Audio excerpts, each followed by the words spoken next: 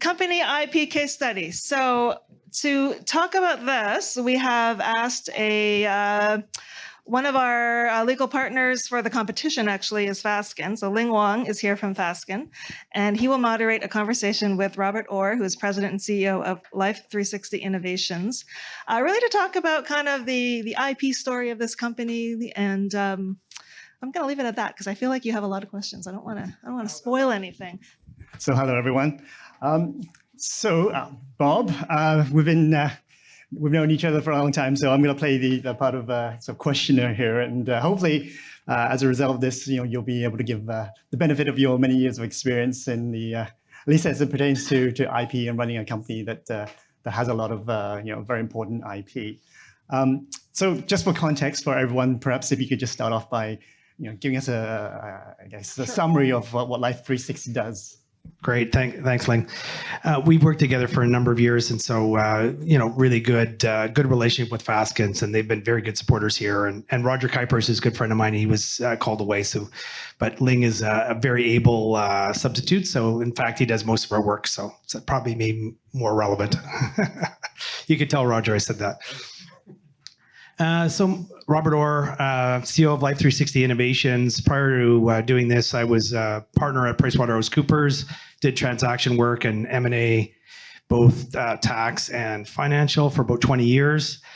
Left that to take on this role. Got involved in this kind of off the side of my desk, and then it became more and more evident that this is an important thing to do, and just necessary, and I just continued to kind of get more involved with it as I worked off the side of my desk.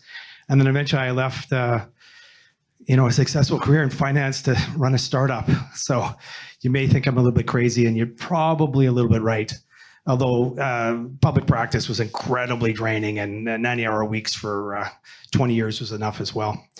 Anyways, so Life360, really the start of it was the inventor, and he was a gentleman that suffered from prostate cancer, very common, kind of 25 plus thousand men in Canada are diagnosed with prostate cancer every year.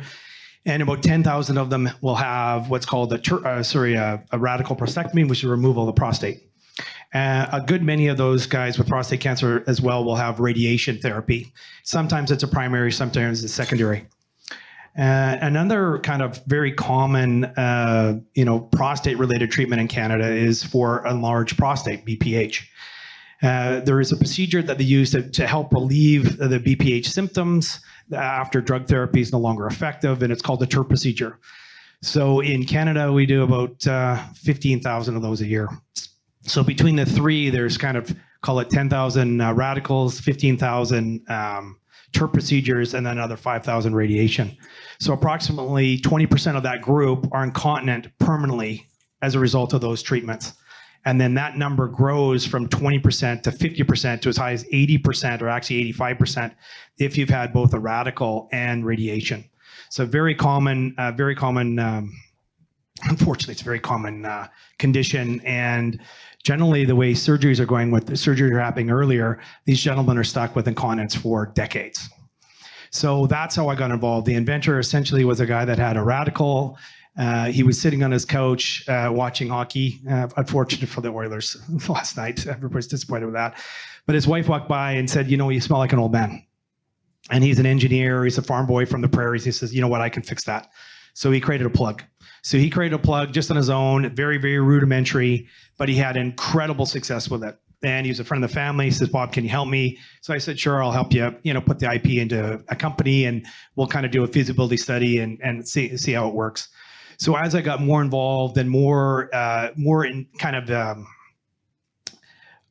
embedded in it, finding a solution, for most of these gentlemen are stuck with this incontinence, really the solution is diapers.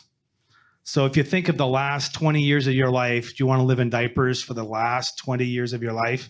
Who wants to do that? Yeah, exactly. So when Ken had this solution that was very unique, we basically said, well, what is this thing? Can we actually take it to market? We did a feasibility study. Is there any IP related to it? What's a regulatory piece? And how big is the market? Stuff like that. So ultimately, we rolled in all the IP into a company, and we filed the first original provisional patent, with the US. And then that's when we got Fasken involved. I think it'd be useful, I guess, if I could kind of take you back to the early days, when the company was still really sort of a genuine startup. I know we've come a long way, but what was your thinking sort of right at the outset? Because I think the company as a whole has been, obviously the founders have been very IP savvy. The company has developed a lot of IP along the way. But what was your kind of initial sort of approach, and what was the sort of objective, as it were, right at the outset? Yeah, so that's a good leading question. So I think understanding your use of your technology and how it's going to be used in the market, I think will have a really big impact in terms of what you want to do in terms of IP protection. And the way coming from a professional background, having worked a lot in IP before, I did lots of IP transfers and valuations and other things. IP is incredibly important, and it is a cornerstone of our business. So getting that original patent and getting that US patent and that big utility patent, incredibly challenging. I could tell that story a little bit later. But basically, it is a cornerstone, but it's not the only part of IP. And so for us, because our product, and I might just hold my mic for a second, I'll show you the product here.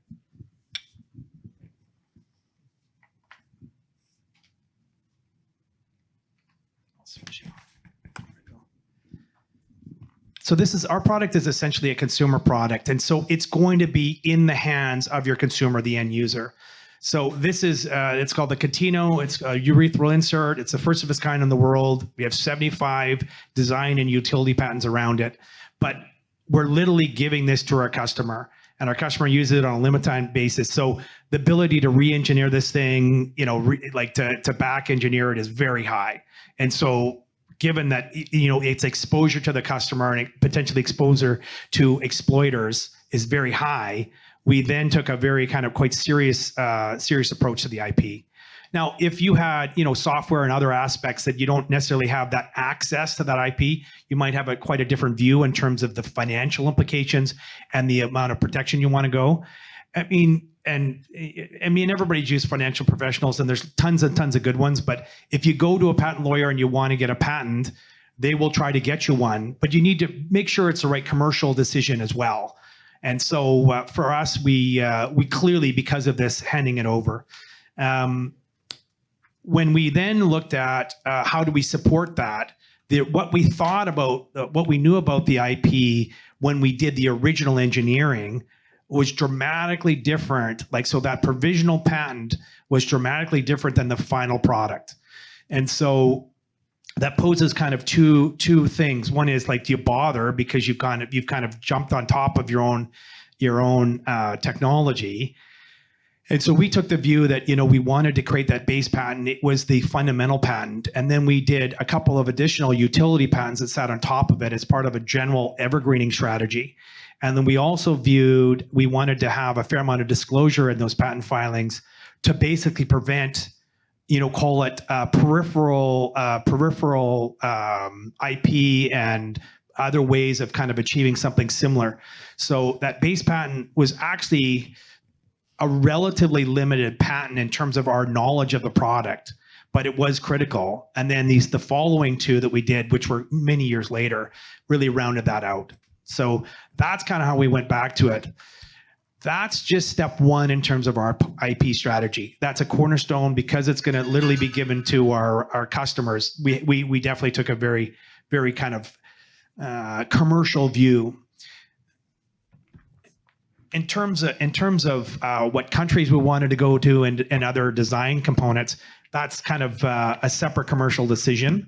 We knew that our product would have an international appeal to it, and so if you're going to eventually be sold to a large conglomerate that's got global operations, if you want to get paid for value in Japan or in South Korea or in Brazil, and you've done nothing to protect those markets, and you've done nothing to basically really kind of go into it, that purchaser is going to say yeah, we think those are great opportunities, but we're going to spend all the time and effort on those things, so we're not paying you for that opportunity.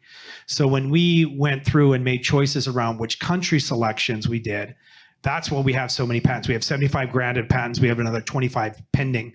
And so we really viewed the other country markets that we wanted to go into as a way of demonstrating to a global purchaser that we wanted to get paid for those markets. And our answer to that is, if they don't want to pay for it, is say, great, you can have the US and Europe and we'll exploit those other markets. We'll keep the IP for related to that and we'll go do them. They'll eventually come back and pay because they didn't want to have a competitor like that. So that was what our thinking was there.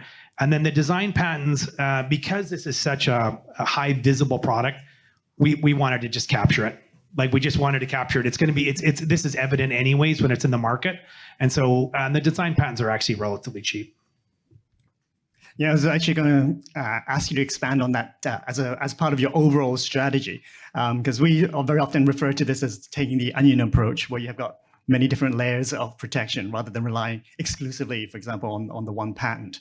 And so I know you've been doing quite a lot of stuff outside of that core patent. You've got other patents, you've got design patents or industrial design protection generally. You've done a lot of branding regarding around the name and your company. You know, how does all that kind of fit into, you know, a sort of streamlined strategy? I mean, was it kind of by chance, or did you have to kind of really, you know, sit down and figure it all out? Well, we got good advice, Fasken being one of them, and we ended up having some U.S. advice as well, because using a U.S. patent authority can be challenging to deal with. So we got, generally on the patent side, we got more than, you know, we got some good people that helped us with that.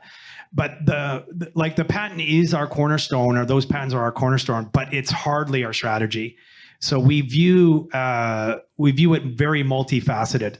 And I'll end off with how you need to answer this from an investor perspective. So first of all, limit your access to confidential information. So I think that's just appropriate. And when you're raising money and other things, if you're getting sophisticated investors to sign NDAs and you're going through that whole process, most sophisticated investors just go, forget it. Like, I'm not interested. I'm not going to sign a non-disclosure. You may disclose, you may not, whatever. So just, you know, when you're doing your pitches and other things, have disclosable information that's not going to cause you a problem. So like, just manage it in terms of the actual access to the information to the extent you can. The other thing, you know, what we did is, like, all of our employee contracts and our contractor contracts and even our external contractors that actually did, we ended up using BCIT. Fantastic, actually. It's too bad they're not here. Want to give them a plug. They were fantastic at helping us design, and they had a quality management system that was really, really powerful. So they have an ISO 1345 quality management system. When you're designing stuff that's in healthcare, it has to be done under those standards. That's what you're going to be doing when you put your full technical file together. So anyway, so when we had BCIT do that work for us, even though we have contracts with them, you know, we gave them some rights associated with they're authors on some of the patents that we've done, but they have no economic rights related to those patents. We paid for them, and we were fine to give them credit in terms of, actually, they have 3 or 4 of their employees are actually on as inventors, but they don't have any economic rights. So all of that stuff was dealt with upfront in our contracts and other stuff. And then we've even gone through, when we did our final, we haven't actually done any utility filings for a while, the actual base filings, but we had sign-offs. We literally had everybody signing off all that stuff. So, you know, limit access, you know, limit access, make sure your internal contracts and external contracts capture that stuff. Initially, we did a lot of non-disclosures. I haven't done a non-disclosure in ages now. Those are only as good as the people you're dealing with. And so if you're dealing with unsavory people, that piece of paper is not going to matter. So anyways, and I'm happy, if you want to do another question, I'm happy to finish off with how investors view patents, because it can range really significantly. So it ranges actually quite dramatically for where the investor is. So if you say to a U.S. investor or a very sophisticated U.S. investor, you don't have any patents, they'll pass. They kind of go, okay, well, like, how do we have a moat? This, like, it's you know, someone's going to cheat, and you're basically, there's nothing here. So they will actually take that kind of extreme view and say, like, if you don't have patents, we're really not even interested in investing in you. You might say to other really sophisticated investors that say, okay, you got 25 patents or whatever. So how good are they? Are they going to be protecting when you get into a battle? Ultimately, when you get into a patent battle, it's a bank account issue. It really boils down to bank account. So you need to make sure you've done all those other things I've said earlier, is limit access, make sure you have proper sign-offs, you know what you're doing in terms of who's got disclosure to that stuff, and you do need to have them. And then, the practical answer is, well, at that point, we're hoping to have either be acquired by a significant party that can, a J&J wants to fight Procter & Gamble, then fine. But at that point, that's the kind of bank account you're going to need when you're really dealing with very sophisticated stuff. So like I said, so some investors will view them as binary. Like if you don't have them, you're not investable. Others will view it as we don't care. We really just it's really, you have them and, we know it's a practical business decision when you're having to defend them if that comes up. Got a couple of sort of side questions, if you don't mind, just because I think other folks would like to know. So you were mentioning how I guess the people that you deal with, it's kind of important to kind of make them kind of IP savvy as well, and then kind of trust them. But how about internally in the company? I mean, was that a challenge to train folks up and to make them kind of understand the value that you placed on the IP, and how do you actually go about kind of bringing it up to speed if that was? Yeah, so some people have different views on that stuff as well in terms of how important something is. We're a relatively small company. When we're dealing with our engineer is quite sophisticated. Engineers by their nature are generally conservative, so that was helpful. So that conservative nature. We have at times run into where people thought they had more kind of contribution to something than they probably did. Dealing with those things up front in contracts and other things. I had a board of director. So before I put the board of directors in place, I had an advisory committee. I had one particular director or potential director think they had a lot more value to add than they really did. We're holding back in terms of like their role because they wanted to kind of extract value themselves for purposes of furthering the investment or furthering the underlying invention. So we worked through that. I mean, what we ultimately did with that is, didn't particularly like it. Ultimately, that advisor stepped away and we didn't offer him a board of directors role. But in the interim step, what we basically said is, okay, so you can go disclose. In fact, we used Roger. We said, okay, you disclose. If you really think this is something unbelievable and way different than how we would have thought about it, do a bunch of other stuff. We basically had Roger, who's covered by confidentiality and he wasn't going to talk out of school, disclose that invention to that person and say, okay, we'll write that up. And if that eventually turns out to be something that we end up use and turns out to be really successful, we would then look to kind of subsequently compensate him. It turned out that it wasn't that significant when we went through that process, and it was something that was quite obvious as well. But what it did is it alerted us to the fact that this advisor really wasn't rowing in the same rowboat as everybody else. And so we're able to move on. So you do have stuff like that. And the key to that stuff is dealing with it. Don't let that stuff linger. Don't let that stuff, be clear about it and be clear about like you are coming as an engineer. We're writing checks to you and we're writing checks to external parties that are actually advancing this underlying product that we own. That's the deal. And if you don't like the deal, no problem. You're not coming in, or you're not like, that's the deal that you're coming in under to develop.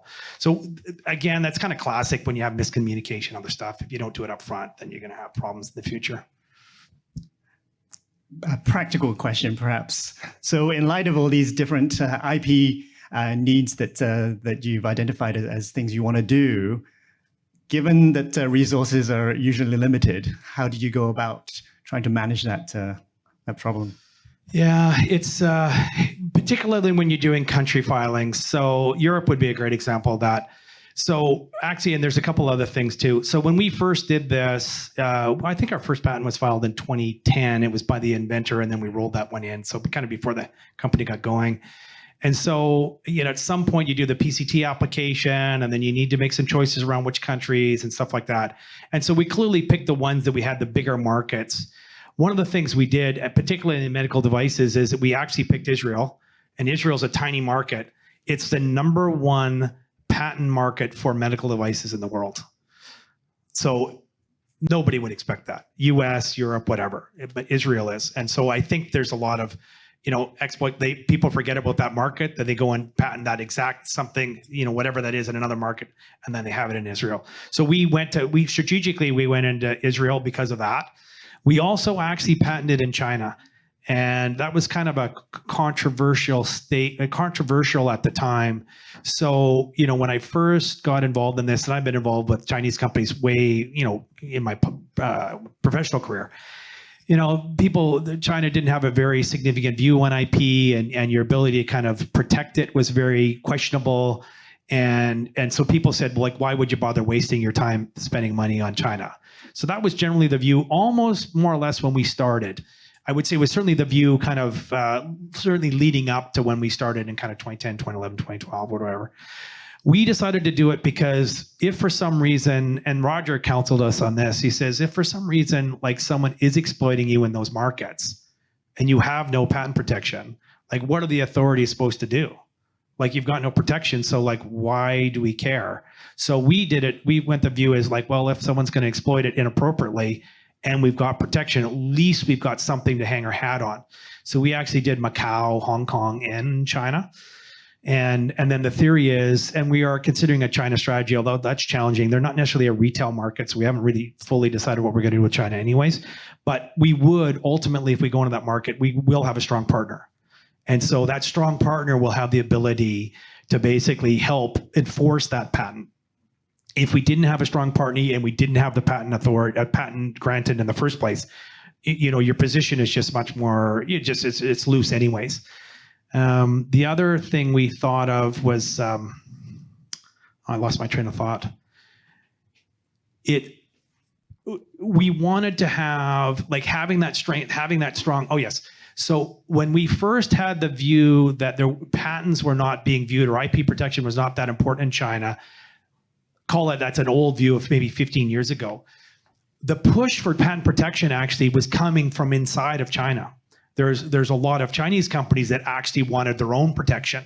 And so the emphasis within the Chinese market for patent protection generally appreciated as we were going through it as well. So my counsel is actually to get protection there if you really think, if you might be into that market, or you think there's a potential economic opportunity. And if you think defensively, you need to do it to protect yourself. So that old thinking of, like, let's just ignore it and then we'll fight and then you got nothing to fight about, I'm not sure that's the right approach either. Yeah, I imagine it brings a lot of parties to the table, the fact that you have that protection in the first place.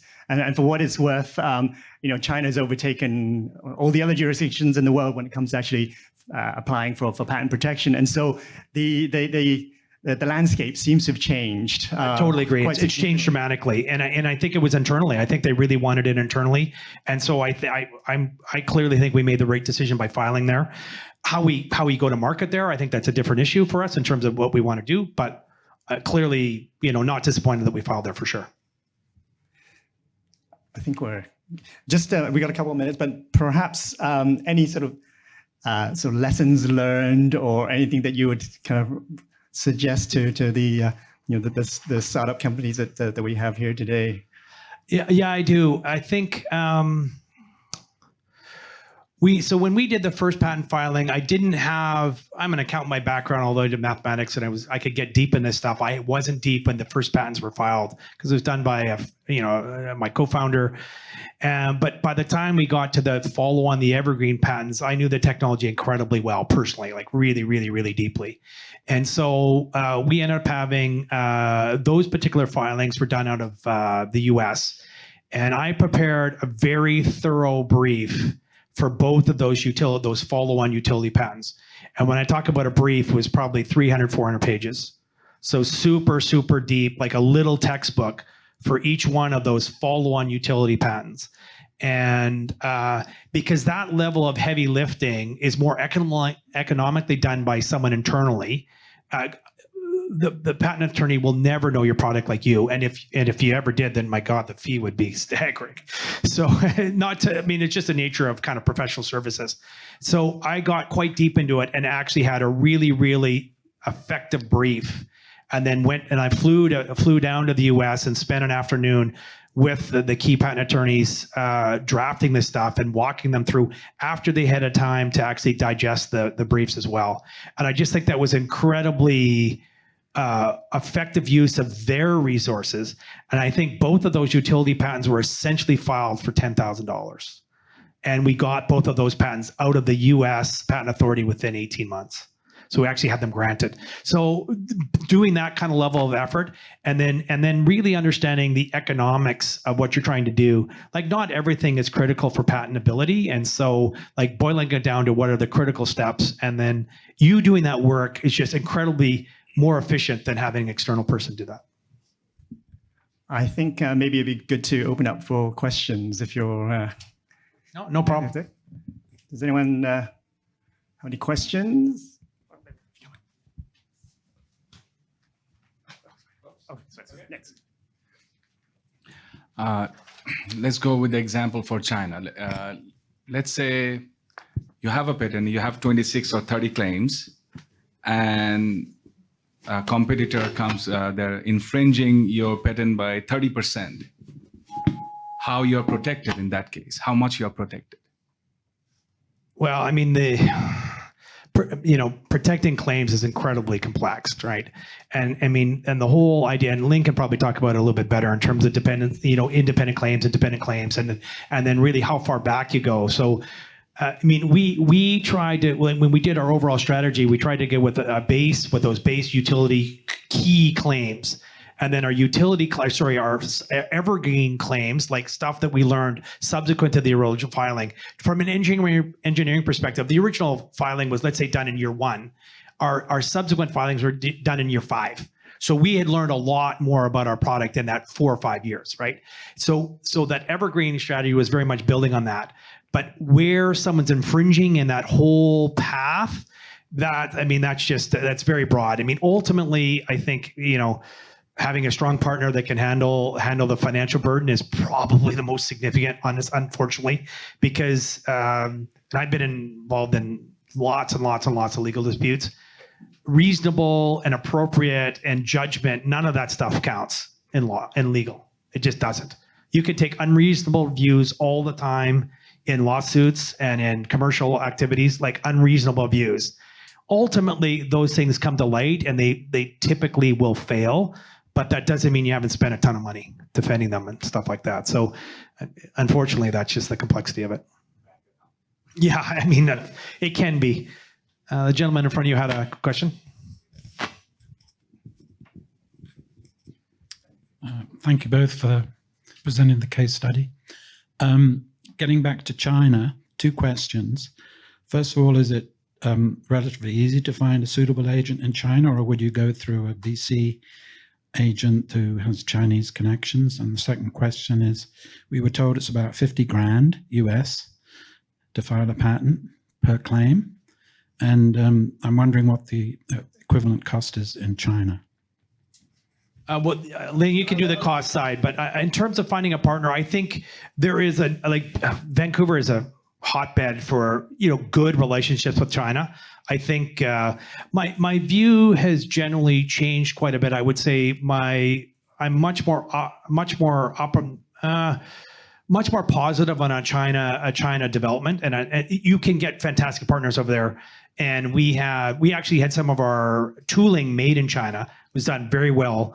Our manufacturer over in Canada had been working with some really sophisticated fabricators for decades. And so fantastic result, dramatically cheaper. Like we got tooling for 100 grand that might have cost 500,000. So that was super effective. Finding agents, I think there are very genuine, very good people in Vancouver to find good agents. Vetting them and really understanding them. I was involved in we're trying to look for money. So we were introduced to one of the largest pharma companies in China, and they would be fine to deal with. Like, I mean, I think if you're dealing with really good people and very significant, that's not an issue. Costs, I'll leave it to Lynn. I was just going to answer the first part of the question. So in terms of finding suitable agents, pretty much any local IP firm that you go to, we all have networks across the globe. So we can't possibly file your Chinese patents directly. And so we have a network all over the world where we send them work and they send us work correspondingly. And as a result of that relationship that's usually developed over many years, we can kind of vouch for the quality and the reasonableness of the costs, things like that. And so it's a good filter rather than have you kind of do an internet search and go to any, the bunch of agents that you may find online. I think that's probably the approach I would recommend generally, even if it is just to get some names. So yes, it can be done. And in terms of costs, that's 50,000 is a pretty good figure, not for a claim, maybe for an actual patent. At the end of the day, I would budget maybe 25,000 for the filing, and then as a result of prosecuting that patent at the end of the day, going back and forth with the patent office, it may well take you 10, 20, depends on what the objections you may encounter. So 50,000 is a pretty good budget to work with for a patent rather than a claim. Yeah, I'd agree with that. And when your agent question, I was thinking more about commercial agents as opposed to, clearly going through a local firm to get one over there, it's like that's a must, period. Like you'd be crazy otherwise. But in commercial agents, my view on the commercial side is actually much better than it was maybe 10 years ago as well. Hi, thanks for your case study. I actually have a question. So from the last presentation from Houston, we learned that like as a founder or like as a key player who in the company who do IP research can bring risk. So you may know there's some other competitors already have the IP, and then you may face the situation that you are doing it even though you know the IP exists. So I'm just wondering, how do you view this? How do you view this risk? Yeah, so you're kind of talking about a freedom to operate type analysis, which we did not do, but we had some preliminary analysis around the patentability of our product in the first place, and then we have prosecuted it everywhere, and so we're highly confident that we're not overlapping. But having said that, I could see that issue coming up very easily. I think, it's a commercial decision to some degree. I think I'm generally not one to be, I wouldn't be playing the fact that someone may not know about it as your strategy. And then because if you do something and it fails, nobody cares. If you do something and it works, everybody cares. And so that's when it'll really hurt you. So I would recommend you kind of get some certainty around that, and at a minimum, not be lining up your technical prowess, like overlapping what that other. I just think that's silly, basically. Yeah, and in terms of patent law, there's no real thing as an innocent infringer. So you may innocently, commercialize your product and think, oh, I'm not aware of any issues. I can go my merry way. The fact that you didn't know is no real defense, at least not under a patent. And so I think it generally is better that you know in advance so that you can kind of adjust or try to preemptively do something about it. And certainly from the perspective, I would say, of investors or finance companies, when they're looking at your portfolio, rather than keep that information kind of internal and not disclose it, you should be upfront and say, look, here's an issue. But we've tried to deal with it this way, and usually that's the better approach. Yeah, non-disclosure is a disaster, like a disaster. Full stop. This stuff's super complex, and when you're trying to, I've been fortunate enough to raise a fair amount of money, and your credibility is 100% of what you're selling. Certainly with smaller companies, and you're starting up, and you're basically getting people to buy into a vision that generally has not been tried before. And so credibility and disclosure and all that kind of stuff, that's right at the top of the list. The other thing that I stressed, even with our company, is I wanted to know if things weren't working. Don't hide things aren't working. You want to know. I'd want to fail in year 1, not in year 11. It's just that's such a disaster. So, but what I found that's interesting on that part is that, and this is why the composition of the board's important. In hindsight, I probably had too many professionals that were specialists that are not used to failing at all on my board. And that's actually not helpful. If I say to Roger, oh yeah, so you screwed up another filing, that's okay. Roger goes no, I'm fired and I lose that client. But in the environment that you're in, you need to fail. And so unfortunately I had, lawyers, accountants, and CAs that were all on that board, and their perception of failure was different than mine because I knew we had to learn. And so that was some headwinds in the company. So that made it harder than it needed to be, than having kind of embracing the failure. Like we've embraced on the operational side the failures, and that's why we fixed the customer experience. All those failures are why we are having success. And so having that up front, getting it like clear and not kidding yourself. I mean, that's just like everybody can do something else with their time and money and effort. So like, don't waste it. So.